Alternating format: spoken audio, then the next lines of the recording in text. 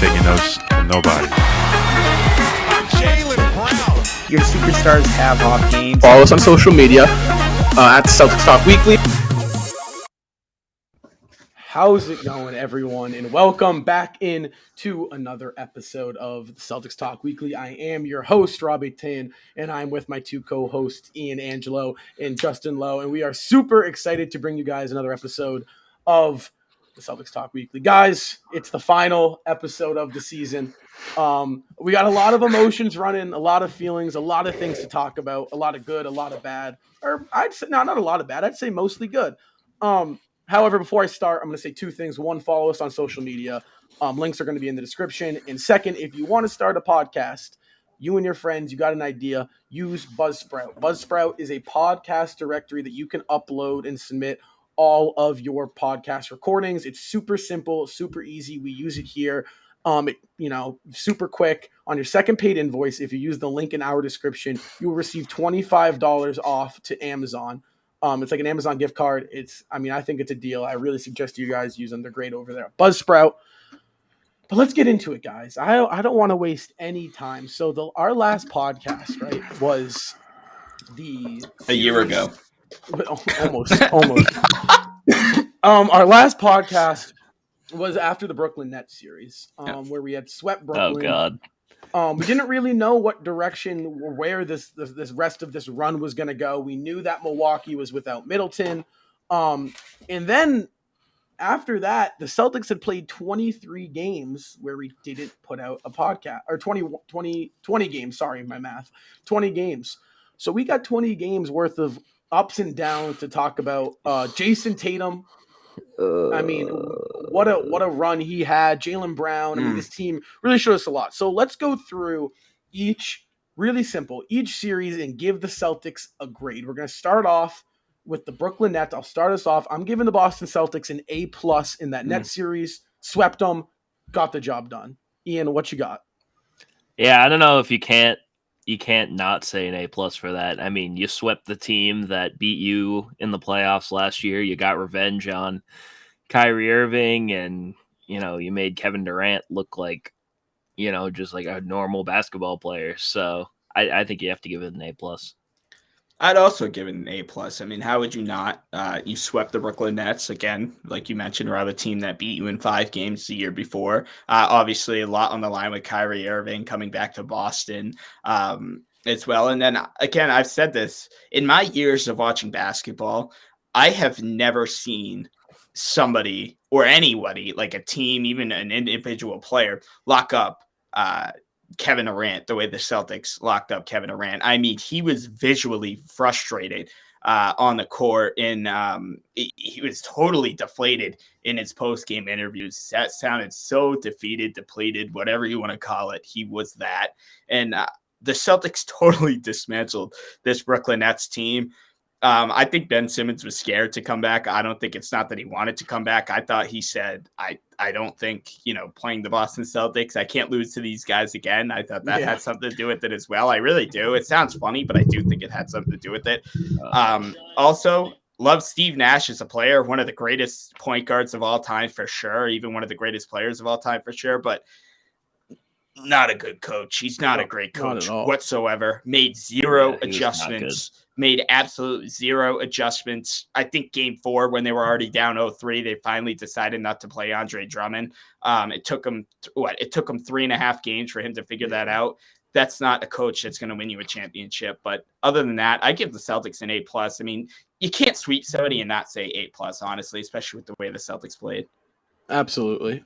Second round, Bucks. Obviously, Bucks were without Middleton. Celtics were a little bit banged up. That's kind of when the injury bugs started to hit us. I'm going to start us off. This might be, an unpopular opinion. I'm going to give us a B+ for this series. And the reason why I give us a B+ is because we got the job done. We beat them in 7. However, I think we made this series a lot harder on ourselves than it had to be. Losing game 1 at home instantly puts us at a disadvantage when you have home court. And losing that, I think, was big. I think losing game 5 at home also just made this series much tougher. Honestly, I'd consider giving us a B if Jason Tatum and the Celtics didn't have such an amazing game 6 and 7. Correct. But I mean, the way they handled themselves down 3-2, you get a B plus. I can't give you the A because you made it too hard on yourself. Yeah, honestly, I was thinking about giving it a B plus, but I think I'm gonna give it a B only because, like you said, they beat themselves. And honestly, you would think after you just swept the Nets, and obviously it's not easy to beat Giannis because of how good he really is, but that series just seemed frustrating. There was a time where we legitimately thought the Celtics were done after game 5, which obviously they weren't because Tatum turned it on in game 6 and Grant Williams turned it on in game 7. So we did end up winning the series regardless, but the fact that I think I'm also going to give it a B because it was the fact that I actually had to watch game 5 live and see that collapse happen in person. Yeah, that was horrible. Real quick, I'm giving it a B. I just want to say, I think Grant went missing after Game 7 of the Bucks series. Oh I don't know what happened. We'll get there. We'll get there. Justin, what you got for us? I'm going to give it a B. And quite honestly, I was at a B minus. Highest. I thought I was going to. Quite honestly, I was at a B minus right up until that game 6 and 7. And the reason why I had them at a B minus before was because game 1, you know how I am game 1s. You can't win them all for sure, but the Milwaukee Bucks have never been a good game 1 team. Look back in the history books, even with Giannis and Middleton. And you didn't have Middleton, right? Giannis playing some great basketball. You got blown out on your home court. Then game 3 comes around. Boston played it was a rough game. They let Giannis, I think that was the game Giannis went on that big run that did that cringy shimmy. That really pissed me off. But that was the game the Celtics should have won. I understand that 3, was it a 3 by Marcus Smart or not? At the end of the game, still the Celtics had many opportunities. They shouldn't even been in that position in the first place. And then I was also there for game 5. Celtics up like 15 with 10 minutes left, absolutely blew it.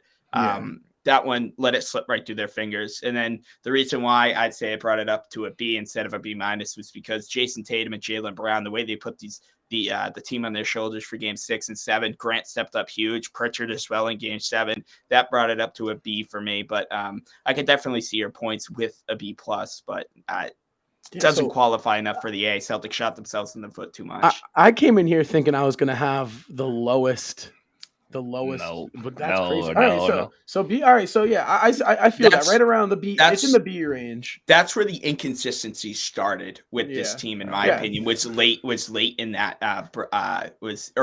that Milwaukee series. Yeah. So then we move on to obviously the Heat Eastern Conference Finals. This, in my opinion, Justin, is where I kind of, things. I think we were blind to it because we were Celtics fans, right. But we just looked a little bit beat down from how rough the series was. Honestly, I could debate that was game 4 of the NBA Finals. We'll get into it. But I think this is the start of it. Was from this series. I'm going to give us, for the Heat series, it's tough because I look at it and I'm giving us an A minus just because you get over that hump, getting over that hump of not, how many, what is it, 4 Eastern Conference Finals as we've been in since Isaiah Thomas year. I think that deserves an A. Being able to go, yes, you blew it game 6 at home, but being able to go on the road and take care of business in Miami, that I think deserves an A minus. Guys stepped up, guys played dogfight against a team that was been there before, a coach that is very, very well looked at and respected around the NBA. Miami is not the hardest place to play in the playoffs, but it's definitely not the easiest to go in there for a game 7 and punch your ticket to the NBA Finals. I'm gonna give this team an A minus for that series. Yeah, so my thinking when it came to the Miami series is I gave the Milwaukee series a B because it looked like the Celtics beat themselves. And if you want to talk about the Celtics beating themselves in a series before the NBA Finals, it was the Eastern Conference Finals. It was hard to watch at times. And honestly, they looked kind of like their worst selves in that series before the finals. But the reason I can give it higher than a B and I'm going to give it a B plus is because you did win the finals.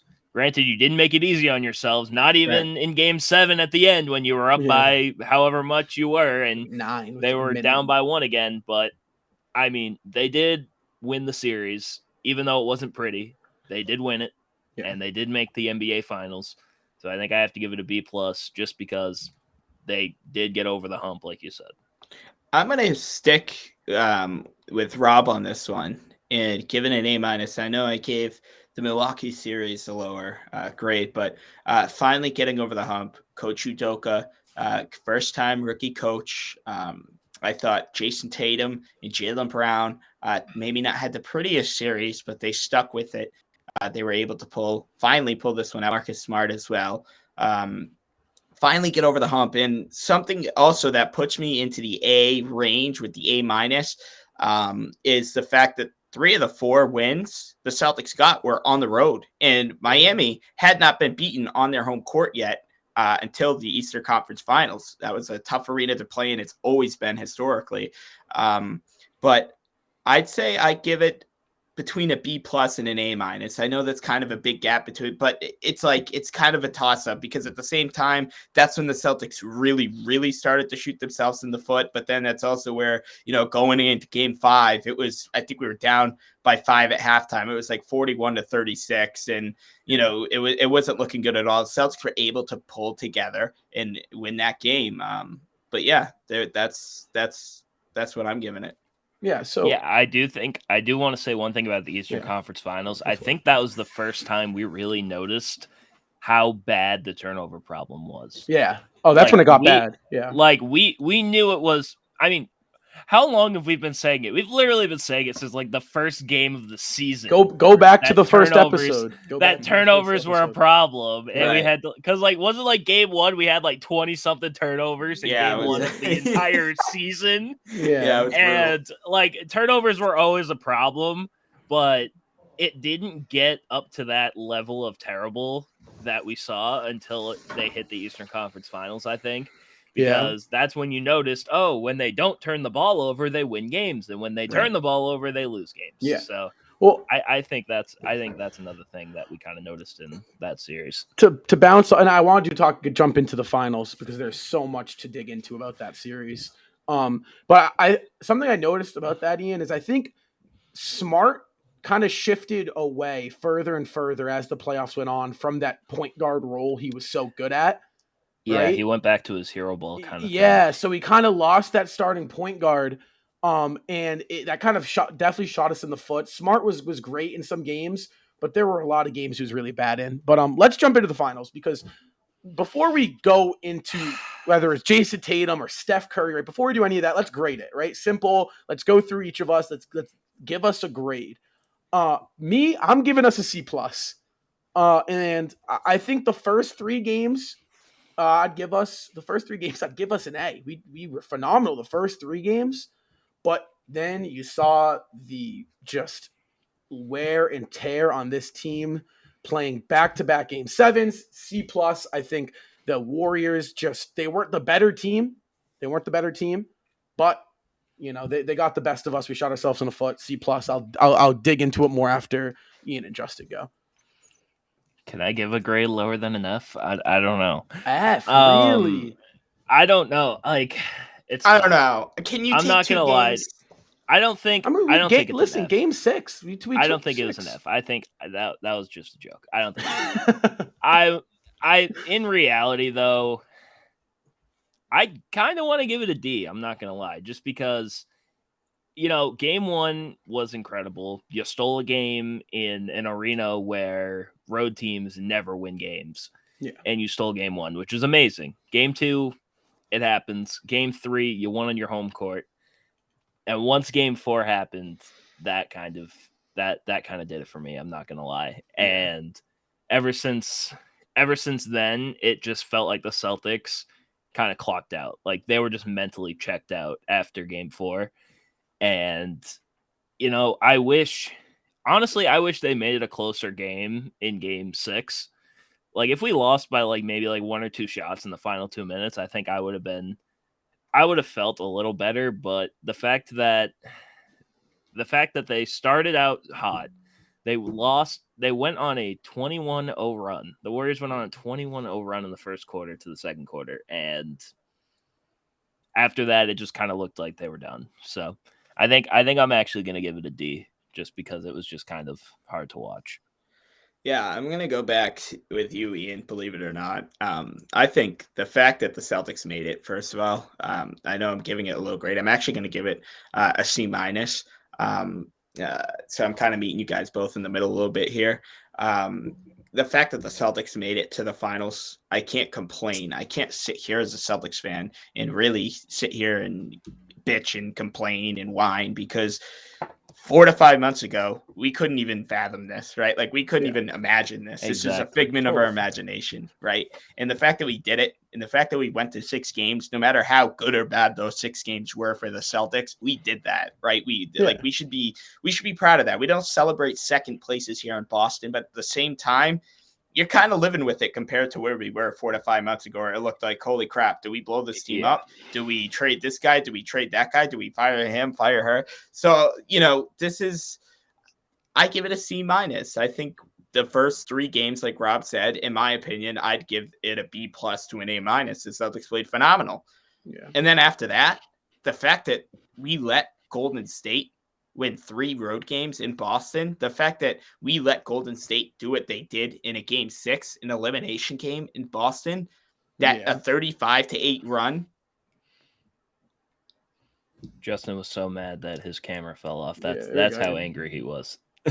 That's how angry he is. The fact that we gave up a 35-8 run in the TD Garden, that really struck something with me, and we let Golden State win. I mean, we beat ourselves. Like, give Golden State a lot of respect and credit, obviously, but at the same time, all 4 games the Celtics lost, we could have won. We really could have won. Maybe 3 out of the 4. Game 2 was kind of, I had a feeling Golden State was going to win anyway, but definitely 3 out of the 4 games we lost, the Celtics could have won.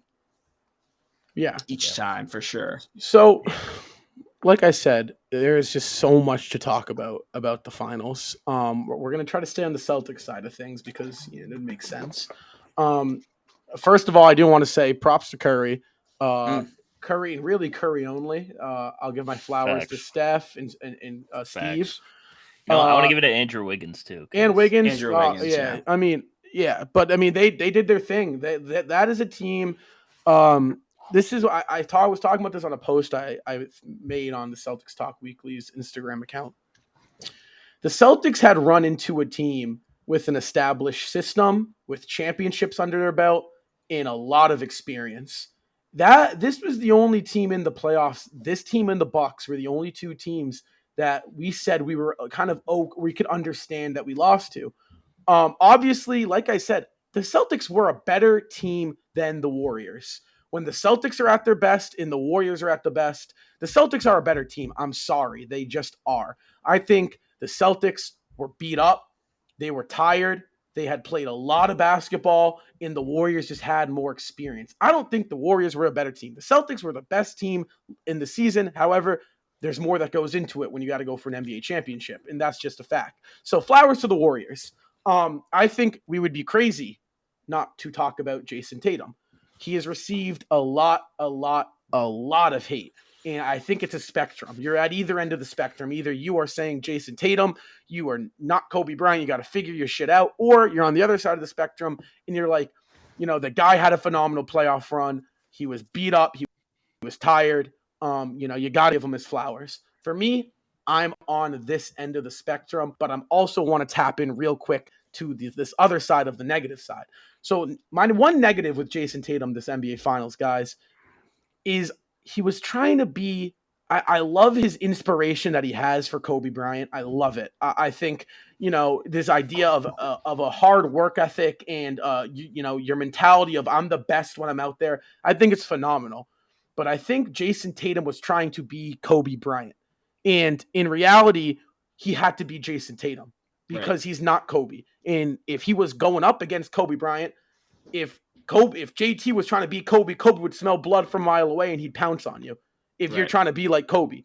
And I think that was kind of the downfall. He was so in his own head. I have to be Kobe. I got to be great. I got, And on top of a phenomenal defensive performance from Andrew Wiggins, I think it got the best of JT. But the dude's 24.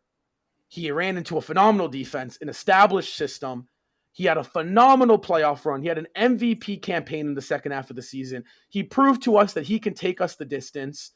I mean, the guy showed us he can be a great passer too. He what was it, 27, 7, and 7, literally LeBron James numbers this postseason. I mean, the guy was phenomenal on all levels. I have to give Jason Tatum his flowers. If you were going to sit here and try to bash Jason Tatum, you don't know ball. I'm sorry. Yeah, so I think the hardest thing for me and probably a lot of Celtics fans, and you guys can probably agree, the fact that we're watching our favorite player, Jason Tatum, just collapse. Yeah. Like, that was the hardest thing for me to kind of get over. And I mean, it's still really something that's kind of there. It's just like, he's the guy, he's the face of the franchise. He's the guy that everyone knows about the Celtics. When you think of the Celtics, you think of Jason Tatum. And it was just so hard to see him just collapse in this series because it kind of felt like even in games 1 and 3 when they won, it still felt like they won despite Tatum being there. And I think I like your spectrum, Rob, where there is kind of two sides to it, but at the same time, if we are thinking about Jason Tatum as a superstar, which I personally think he is a superstar, we do kind of have to give him some superstar slander like other guys would. Like if LeBron did that, or Luka, or Giannis, or anybody else that had that kind of series the way that he had in the finals, they would get slandered. And, I don't agree with all of it. I think, the fact that he even got the Celtics there, because if you think about it, in game 1 of the Nets series, they wouldn't have won that game if Tatum didn't make that layup. Or game the Celtics 6 wouldn't against have the Bucks. Exactly. The Celtics wouldn't have beat the Bucks if Tatum didn't have a great game 6. And they wouldn't have beaten Miami either if he didn't hit clutch shots in the fourth quarter in game 7. So it's tough. I think some of it's fair. No, it's fair. I think some of it's fair. I think it's fine. I think people can slander Tatum because I think he kind of deserves it with the way that he played. But the Celtics fan inside of me is still like, the fact that he even got us there and the fact that he's only 24 and he's not even his prime yet. Yeah. And he's already made the NBA finals it gives me hope for the future. So I think I'm okay with some of the slander, but the fact that he's still here and the fact that he can only get better is something that I'm looking forward to. I'm like 3 conference finals, 1 NBA finals, 24 years old. LeBron had a trash first finals. Steph Curry didn't win the first time around, or who was it? Was it Kobe Durant. didn't win? Durant. Durant didn't win. Yeah. Kobe didn't win. Kobe also had a horrendous finals. I think he only put up like 15, 7 and 7, something like that, 15, 6 and 5 or whatever. Like, look, like the grass is always greener. I'm telling you guys, I'm not worried about this whatsoever. It doesn't suck. Yeah, it stung. It really stung. It really sucked to see Jason Tatum suck. He was missing layups. He was missing free throws. He was turning the ball over almost every freaking possession. He was complaining a lot. I think that has been a problem all season long. That needs to stop because you don't want to be known as one of those players who constantly complain. A LeBron James, yes, he has a legacy, but at the same time, he's known for flopping. He's known for complaining. He's known for bitching. You don't want to be known for that. Kyle Lowry, the same thing. You don't want to be known for these type of things. But if I'm sitting here, and if you think I'm scared, if you think I'm worried about his future, you are very, very mistaken because I don't care if people are annoyed when Celtics fans say he's only 24. It's true. He's 24 years old. He's been to 3 Eastern Conference Finals. He's been to an NBA Finals. He's built for this. He really, really is built for this. People are only looking at 6 games of the NBA Finals. They're not looking to what even they had to get to the NBA Finals. Like we mentioned, the game 7s, the game 6s against Milwaukee, the game 1s against Brooklyn. Quite honestly, all 4 games against Brooklyn, he totally outplayed Kevin Durant. I have no worries about Jason Tatum. Turnovers, though, You gotta clean those up. You gotta clean those up. I think that's always been Tatum's kind of thing. He does turn the ball over a little bit too much. I think that's something adjustable, something he can fix, something he can control. But again, I'm not sitting here. I'm not worried. There's a lot of Celtics fans saying, there's some Celtics, I shouldn't say a lot. Some Celtics fans are saying, trade this, trade that. I talked about this with Rob today. We finally got to the NBA Finals. We finally got over the hump. And now all of a sudden you want to trade people? Yeah. What are you going to get in return? Like Tatum said on JJ Redick's podcast, the grass isn't always greener. You trade me, you trade Jalen. What you get back in return might not be exactly what you had imagined. So, like, my thing is this might be, you guys might look at me and, like, you know, raise an eyebrow when I first say it, but I remember going back to 2018, opening night when Hayward went down with the injury. Everyone was like, shit, there goes our season. Like, this is worst case scenario. And then midway through the season, people started to say, well, hold on, maybe this wasn't the worst. Obviously, you wish injury upon NBA player. That just get that out the way. But then you kind of sat here and said, well, hold on. You know, yes, the injury sucks, right? Yes, this finals loss sucks. But what opportunity did it give the Celtics? It gave Jaylen Brown and Jason Tatum a taste of what it's like to step up.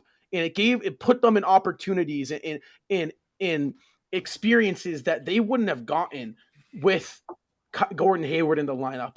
With this finals loss, it's going to leave a bad taste in Jaylen Brown and Jason Tatum's mouth. Right? Does it suck we lost it? Absolutely. I would have loved to raise banner 18. Oh, I mean, all signs pointed to it would happen. But you know what I'm thinking? I'm thinking you're going to give this team, who was red hot to end the year, who had taken down KD and Kyrie, then the defending champs and the best player in the planet, and then the 1 seed. And then they took Golden State in the Warriors dynasty to 6 games. Right. And you're going to give them an offseason to think we didn't finish the job, we screwed up. I mean, come on. I mean, yes, it sucks. It sucks. But Jason Tatum is going to have an MVP season next year. There is no doubt in my mind. You see him at the podium after Game 6. He does not show emotion in his post-game press conferences ever. He showed a lot. And he was defeated. Yeah, he was down on himself. He was pissed off. And yeah, look at that. That's his background.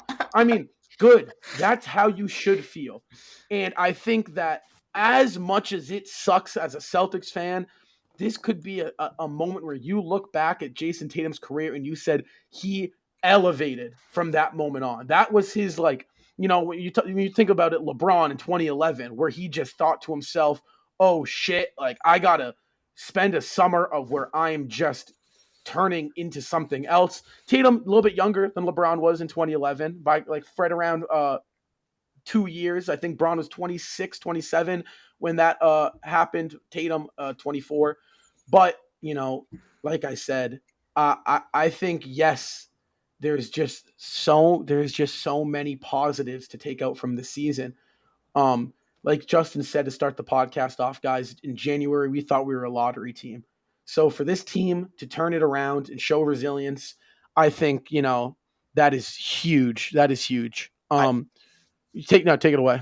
Can I piggyback off what you said about LeBron James? Yeah, absolutely. I kind of want to make it clear to the listeners at home or the viewers at home that we're not necessarily comparing Jason Tatum to LeBron James or comparing Tatum to Durant or the Currys or the Kobe Bryants. What we're doing is we're saying that these superstar, all-star caliber players did not have a great finals start to their career with their first appearance in the finals. They didn't have a great. That's what we're comparing. We're not comparing the greatness of Jason Tatum and Kobe Bryant or Jason Tatum and Kevin Durant. What we're saying is that there have been tremendous Hall of Fame superstars who have had one sucky their first NBA finals. There's always room for improvement. There's going to be improvement.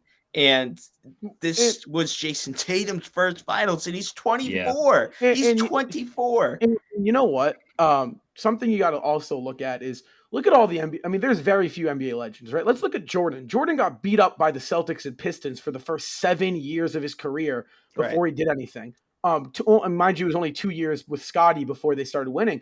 But like even that happened with Jordan. Look at Shaq in Orlando. He couldn't get through Houston. He couldn't get through the Knicks. He kept running into Jordan. He had to move out of LA. Hopefully, God forbid, Tatum doesn't move. That's a like he won't. That's a conversation for when he's a free Don't let agent. these fans don't give these. But, don't I fuel these could fans. go on and on. There's very few guys. Bird and Magic, kind of the two exceptions. Bill Russell, Steph Curry, kind of the exceptions of the rule where it doesn't come super easy. You kind of have to get beaten down early on in your career before you can ascend to stardom into greatness. Jason Tatum's a star in this league. He is a top Undoubtedly. 5 player in the league. He's top 7. I mean, we're gonna get into that. We're gonna get into that. So, but Jason Tatum, the guy's great, and we're not. I mean, I posted it on Instagram, and I had all these little kids in the comments saying like, "Well, if you put LeBron James on this Celtics team, they win." We're not saying that. We're not here to say this or that. If Tatum was on that, what we're saying is that look how LeBron played poorly, first finals, facts. Look how Tatum played first finals, poorly, Personally, facts. Yeah. Both facts, right? Yes. Look what LeBron did after that. Now let's see, can Tatum replicate that? Right? And obviously not to LeBron James scale, but like I'm saying, you guys know what I'm saying. And can he be successful after? All those little kids on social media talk just to talk sometimes. So and I think honestly and truthfully, this is the best thing for Tatum, in my opinion. Totally. Because think about even in 2017-18, we talk about that series a lot. We even at one point said we were never going to talk about that series again. But think about it. He was a rookie that season. And look where he is now. He's come from a guy who, coming out of college, I mean, he was skinny as a rail. What did he shoot? Like 46% from 3. And like at this point, it kind of looked like he was just going to be like Mikal Bridges or, just like a guy who was going to be a good defender and he was going to be able to shoot threes, but he wasn't going to be able to elevate his game. He elevated his game in the playoffs. The next season, it was kind of a tough situation. The season after that, elevated his game again. The season after that, Jaylen Brown went down and he was averaging like, 50 in the playoffs against the Nets.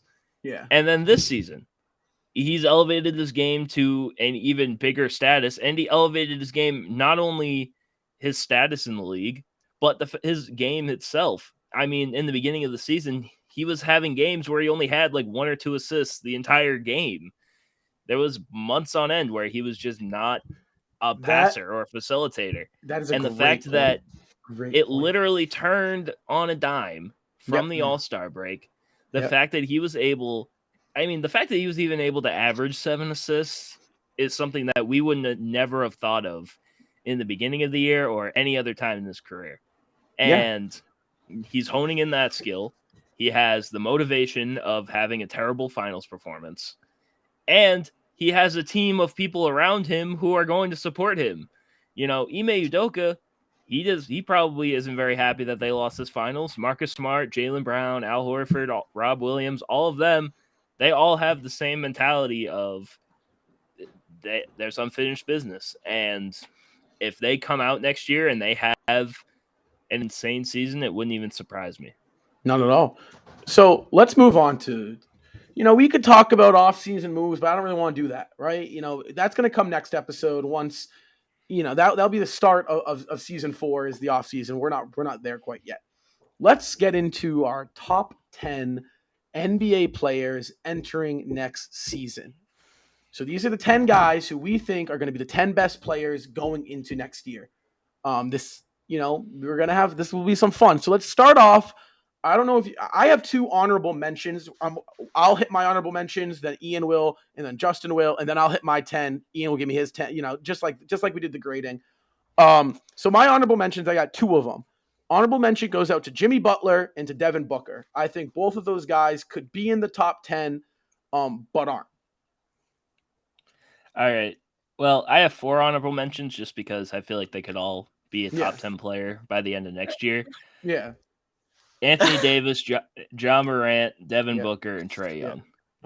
Those are my honorable mentions. Yeah. Okay. You want me to say mine? Yeah. You want me to What say are your one? honorable mentions, Justin? Jimmy Butler. Yeah. Healthy, if Paul George can stay healthy. I forgot about Paul George. And listen to this. Don't Hear say me it. out. Hear me Oh, out God. before you guys Oh, freak God. out. Hear me out, okay? Russell Westbrook. No. Listen. I think he is a top 10 player when he's averaging triple doubles. Has he gone by that? Listen, has he passed the triple doubles? It depends what team he's on. If he stays with LeBron James, this is why I have him as an honorable mention, because he could easily, in my opinion, if he's on and he's getting these triple doubles and on top of this, he's winning games. He's a not top winning 10 games, player. though. He's not He's winning a top games. 10 player. This is for next season. Yeah, So, but this is listen. for next season. You know I what? think Any honorable Russell mention Westbrook. could be any guy that's So not in the top 10. hear me out. Right. There you go. So here's my I'm thing with up Russ. I'm Oh, rooting God, here for. we go. We're in the Russ talk. No, now. we're not. This We're is gonna not. be We're fun. not because he sucked last year. Like, I'm not going to sit here and try to defend him. Like, Well, dude, he was great on the Wizards. No, he was good on sucked. the Wizards. Last year, He was good I'm on the talking Wizards. last year. I'm basing this off of last year. I think he can have one hell of a comeback year. This is all signs are pointing towards him getting traded away from the Los Angeles Lakers. I don't think he fits well next to LeBron James. I don't know why people think he does. He doesn't. There's still some people there. I don't think he fits well next to LeBron James. I seriously think he could, depending on what team he is on, I think he could have a Wizards-like late Oklahoma City-like season. I'm not saying it pushes him to the top 10, but this is the reason, like Ian said, anybody could be honorable mention. Anybody that's not in the top 10 could be an honorable mention. I just want to point out, and I just think I believe in Russell Westbrook. I am one of those. I'm not gonna sit here and act like he didn't have a, excuse my language, but a piss poor season, because he did. But I believe if he gets traded away, he could have a very, very good year. Maybe squeak his way into the back into the top 15. So I wouldn't even consider that an honorable mention. I'd consider that like an asterisk. No, that's like an honorable mention. I think right, when he's on, he's right. a top 10 player. When he's on, I think my thing. I think triple doubles, he's on. first off, I don't think Justin would be talking about Russell Westbrook if he wasn't on his fantasy team last year. First of all. Second of all, that's a good pickup. Admit it. That's a good pickup. Before I knew he was going to stink it up, I said he averages a triple double. That's a little bit of, that's some points in every category. All right. Well, I want to hear it. That's a good pickup. How dare you say that? Let me get to my point. God, I want to say something after him. Anyway, Russell Westbrook, I think, I don't think his best years are behind him, but at the same time, I don't think he's going to ever have the same impact as a top 10 player again. I think he could probably make like a top 15 if he has a great season next year. If he plays really well and he has like a career resurgence next year, no matter what team he's on, sure, put him in the top 15. I just don't think personally he has the production left in him. And he is getting up there in age too. I just don't think he's going to get up there anytime soon, just because if you look at a guy like Chris Paul, you could say that maybe he's top 10, but I don't think he's a top 10 player. And Russell Westbrook's getting up there in age as well. So I think, he could be a top 15 guy. You can get the few years ago when Chris Paul was getting MVP votes, you can get that again, maybe. I just don't think he's ever going to have top 10, production ever again. That's just me. So my thing on Russell Westbrook is I look at the top 10 and it is really, I look at two things. One of them is, do you impact winning? Russell Westbrook, since Kevin Durant left, at no time or point in his career has impacted winning. He did his thing with the Wizards, brought him to the playoffs. But like I said, you got to impact winning. And I don't think Russell Westbrook does that. Mind you, if he goes to a different team, I think his numbers can spike up again. I think he got thrown into a bad situation on the Lakers. I think he needs to learn how to shoot if he wants to continue his career and have a little bit of longevity. But that's my take on Russell Westbrook. But let's hop into our top 10.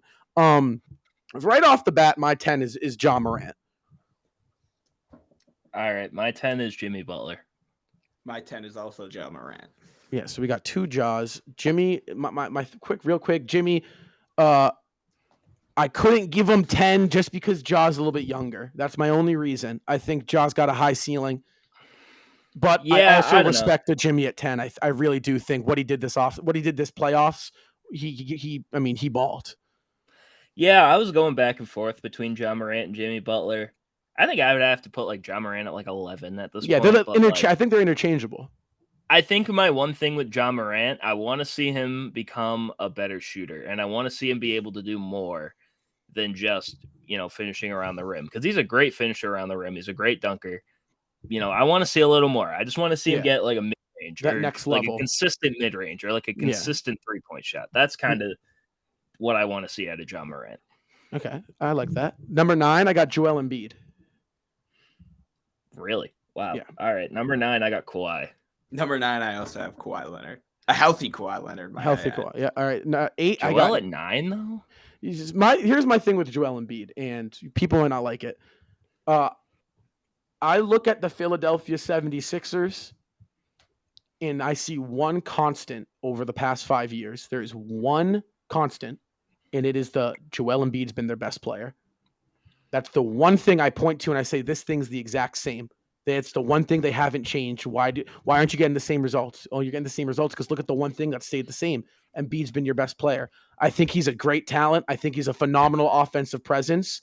But you've tried Simmons, you've tried Butler, you've tried James Harden now, and I don't know if I can give Embiid anything above these next 8 guys, because I look at these next 8 guys and I'm thinking to myself, they can do it, and I don't think I can give Embiid anything over 9, because my 8 is Nikola Jokic. Your 8's Nikola Jokic? Yeah. All right. Well, my 8 is Jason Tatum. My 8 is Luka Doncic. Wait, who's your 8? Who? Tatum. Me? Rob. Mine is Jokic. Mine's Luka Doncic. Okay. That's low. My 7 is Kawhi Leonard. I think people forget how dominant Kawhi Leonard is when he's healthy. I also think there's a big if he can come back the same. But if Kawhi Leonard, like I said, some people got to realize I was going to put Kawhi 6, but I couldn't put him 6. Something that's really big for me here is if you play 2 ways, you got to be a 2-way player. Kawhi, 2-way player. I think he's interchangeable with 6 and 7. I'll tell you guys 6, but 7 is Kawhi. That's why I have Kawhi so low down at 9, because the past couple of years we know he can be a top 5 player, let alone top 10. But his inability to stay healthy really hurts him in the power rankings. But come back healthy, for sure, top 10. In my opinion, top 5. Yeah, we're on 7, right? Yeah. Correct. Yeah, so my 7 is Joel Embiid. Joel? My 7 is Jason Tatum. Okay. What's your 7? Wait, what was your 7, Rob? Kawhi. Oh, yeah. Okay. My 6 is Luka Doncic. I'm hesitant to put. I'm sorry, real quick. I'm hesitant to put him higher. I would put him lower. I think Luka's a phenomenal offensive talent. I think his lack of defense is something you got to look at, and you got to. I mean, the guy's phenomenal offensively, but you got to, when you're nitpicking, the defense is a whole other side of the ball that he doesn't play. Correct. And that's big. There's 2 sides of basketball. Defense wins championships. I look at Luka, and I don't see any defense out of him. That's why I have Tatum over Luka as well. Yeah. I also have Luka at 6. Yeah, I have Luka at 6, but I'm going to have a little bit of a hot take. I can say he can get as high as 3 next year with the way that if he plays super well. Like, if he plays at an MVP level next year, and he leads his team long into the playoffs, I can see Luka Doncic becoming top 3, because I wanted to put Luka top 3. And then you kind of realize, you can't really do that. But with my prediction going into next year, I think by the end of the season next year, Luka can be top 3. At 6, I have Jokic. All right. My one problem with Luka is I look at him and I just see a lot of prime James Harden. I just see James Harden's career, and as great as James Harden was, I could never give him top 5 because 1, didn't play defense really, and 2, I don't think his style of play was sustainable and winnable throughout the course of a season. I think too many times you saw just him crumble in the playoffs because his style, their style of plays are really similar. So that's why my number 5 is Jason Tatum. call me biased if you want, but Jason Tatum, what he did to Kevin Durant in round 1 should be illegal. That was the best scorer on the planet getting absolutely used and abused by Jason Tatum. He plays both sides of the ball at the highest level in the NBA. In my opinion, he's a top 3 scorer in the NBA. Him, Steph, and KD, they can explode for 60. I think defensively, I think he's a top 3 two-way player. When you're top 3 two-way, in my opinion, you get a top 5 notch. He's 5th next year. No offense, but you're kind of making me look like a hater because I had Tatum at 8. Well, but I don't think any of our lists are horribly off. They're solid lists, and plus, you both have great points that lead to why Jason Tatum's 8. I kind of met you guys in the middle because I picked 7. I think he's around that place. I'm really heavy on defense. If I need you to play defense, and that's why I got. That's why I put Jokic and Joel so low. So low is because they don't really play defense. Or Joel does. I should take that back. Joel plays defense. Ian, did you go? Sorry. No. Oh, no. I was just going to say, my 5 was actually Kevin Durant. Ooh. And 5. I think heating up. He had an awful first round. Yeah. I won't lie to you. And I was kind of going back and forth between 5 and 4 for KD. Yeah. But I think I'm going to put him at 5. Maybe call it recency bias. It's just the way that the Celtics made him look normal.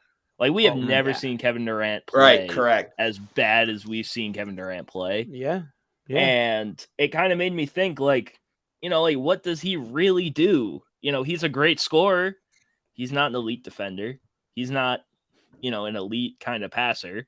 He's not an elite kind of off-ball player, in my opinion. So, I don't know. I think Kevin Durant, I'm going to put him at 5 because I think it would be disrespectful to even have him outside of the top 5. So, yeah, I'm going to put Kevin Durant at 5. At 5, I have Joel Embiid. And the reason I have Joel Embiid over Nikola Jokic goes back to what Rob was saying a little bit earlier, where it comes down to defense. And for me, as dominant as Nikola Jokic is, the reigning MVP of the league, is on the offensive end, one of the best passing big men I have ever seen, including watching highlights from the 60s and 50s and 80s and all that. Joel Embiid, for me, just so dominant on both ends of the floor. He does present maybe not the craziest amount of defense. Jokic doesn't at all. Rim protection should be really useful at Jokic's size.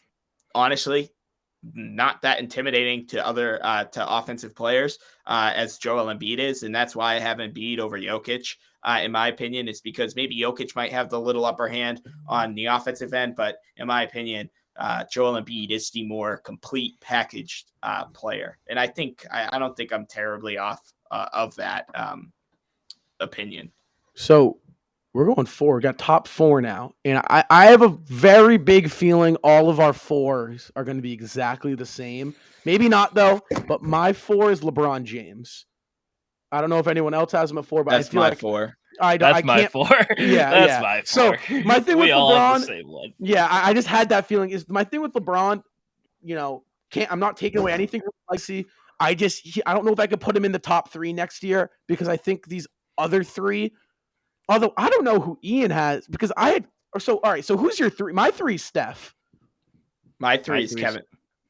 Oh, what was go yours? ahead. My 3 is Kevin Durant. Mine's Nikola Jokic.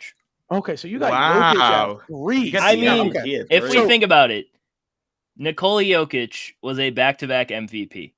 Yeah, and I have a feeling does he impact winning? I think he does if he has a healthy team. He hasn't had Jamal Murray or Michael Porter Jr. the entire season. So let me ask you a question. Ready? You got the 3rd pick in the NBA fantasy draft, and you have not them talking about in the game, right? You're drafting the NBA resets, and Kevin Durant, Nikola Jokic are on the board. You're taking Jokic? I think I'm taking Jokic. I think I would rather have Jokic. All right. I just personally think that if he has a healthy team, because he can impact winning more if he had other guys. I mean, there were what's his name? Campazzo. That guy was actually getting minutes on an NBA team. Yeah. I mean, no, his team was made trash. him look You're like not a far serviceable off. NBA player. You're not far off. Yeah, no, So that's true. The fact that he was able to elevate guys like that into legitimate NBA players Bones and Highland. still led his team to the first Bones round. is nice. Bones is nice. And he lost in the first round to the eventual NBA champions anyway, and he still took a game. So it kind of gives me a lot of when Giannis won his second MVP and we still didn't really think he was that guy yet. Yeah. I think Jokic has a chance to become that guy. And if his team is healthy next year, we'll see if it's not healthy, and we'll have to assess that when we get there. But I think if he has a healthy team next year and he goes in and he's able to play the way that he's been playing, he still has to work on his defense as well. But, I think he's a top 3 player right now. So I'd put him at 3. So, I mean, Jokic impacts winning, no question about it. Exactly. But my thing is that my 3, so I'm just going to give you my 3. I know all of our ones are the same. We all got Giannis at 1, plain and simple. Yeah. We all got Giannis at 1. Oh, Justin's got Steph Curry. Justin has Steph Curry, don't you? Oh, no. You can't tell me Steph Curry. No way. A healthy and vaccinated Kyrie Irving. Oh, no, he's messing with us.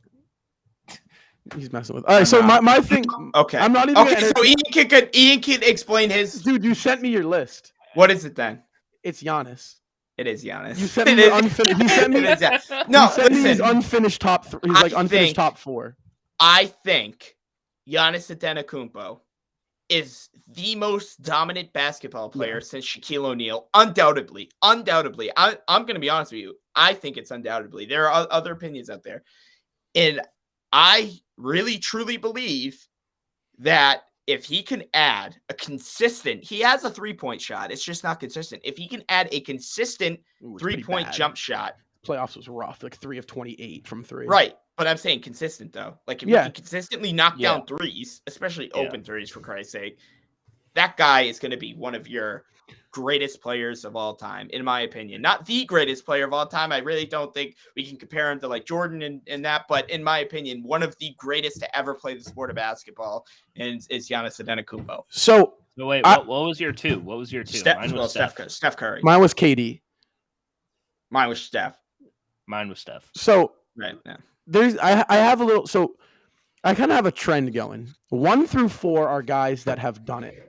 They are guys who have proven they can be the number 1 on a championship team. If you can be the number 1 on a championship winning team, you're a top 5 player in my book.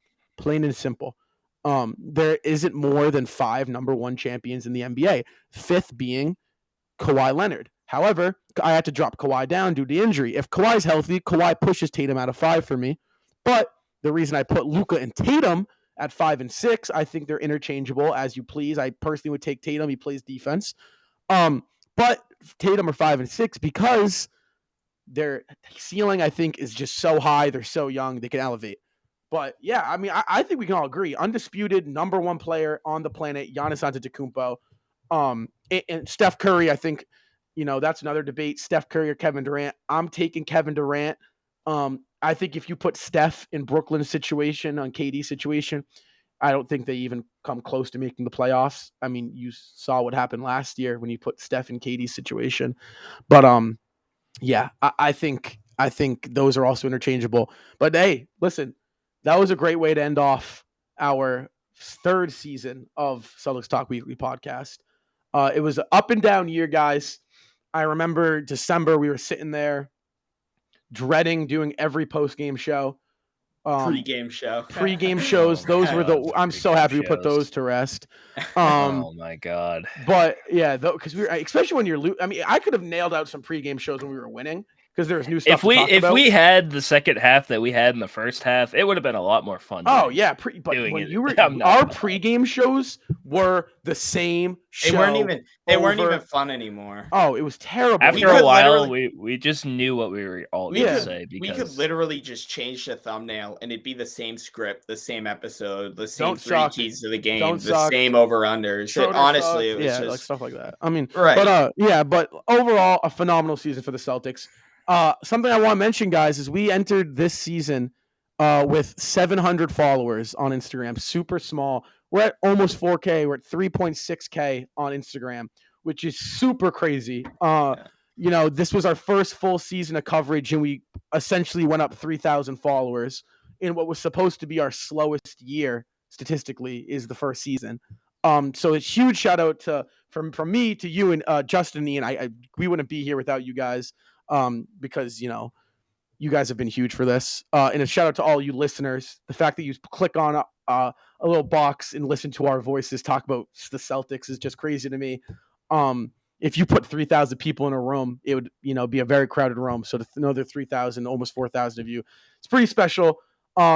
Next podcast coming out, new season next week. You can catch it every. It's going to be next week's will start to be Tuesdays. So they'll be drop Wednesdays. However, this week we're doing Monday. It'll drop Tuesday. Every Wednesday, though, pretty much every Wednesday, there will be a new podcast this summer. And yeah, guys, thanks for listening. Follow us on all of our social medias. Time for Summer League, baby. It's time for Summer League. Yamadar season. Yamadar season. So I'm we will excited. see you in the next one, guys. Thanks for listening. What can we talk? One quick second thing. Does Neesmith go to Summer League? Does he have a Grant Williams offseason? I know we'll probably lock him in a gym. Lock Aaron Neesmith in a gym and shoot.